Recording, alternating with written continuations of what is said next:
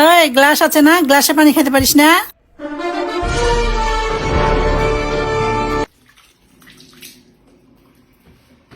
গায়ে হাত মুছতেছিস কেন? গামছা দিয়ে হাত মুছ।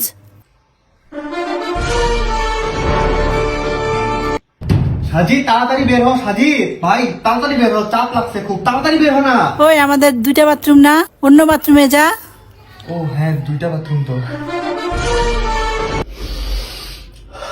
কি সুন্দর নিঃশ্বাস নেওয়া যাচ্ছে। এইখানে কেউ রুমের মধ্যে সিগারেটও খায় না।